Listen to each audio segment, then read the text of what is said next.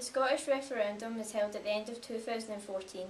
A yes or no question decides the vote to stay part of the UK or to become independent. 16s and 17-year-olds are now allowed to vote. The government hopes that this encourages younger people to get involved in how the country is run. We have some interviews here with some 16-year-olds to see how they think.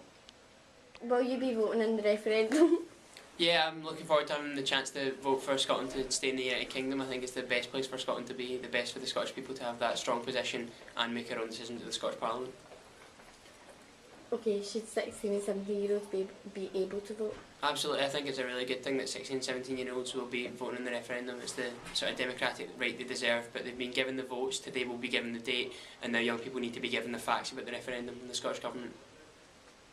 How do you feel about getting the chance to vote in the Scottish referendum? I think it's brilliant that we get our chance to express our views and say what's right for our country. But then again, I do believe that there are some 16 and 17-year-olds that don't have the maturity to make an informed decision. I just feel that it's good that 16 and 17-year-olds have been brought into the democratic process when they can do things like they can get married and things like that, and I just feel that it will benefit 16 and 17-year-olds in the future.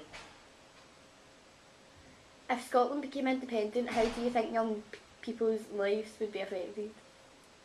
I think that at a time when young people are leaving for university or trying to go into jobs, the economy is very important to them, and we can't be assured of Scotland's success economically.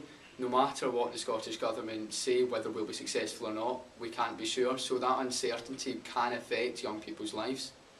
It's just the risk that they're putting on people's futures, because in the end it could not benefit them, and then what happens then? What happens if Scotland doesn't become independent? I personally think that they shouldn't become independent, therefore what would happen if we did? The SNP haven't told us how this would affect our lives, and they haven't told us really the actual benefits of independence. Many 16 and 17-year-olds want to get involved but are unable to play their part in voting. They want to voice their opinions. 16s can get married but cannot elect representatives. They can pay taxes but they have no influence on how they are spent.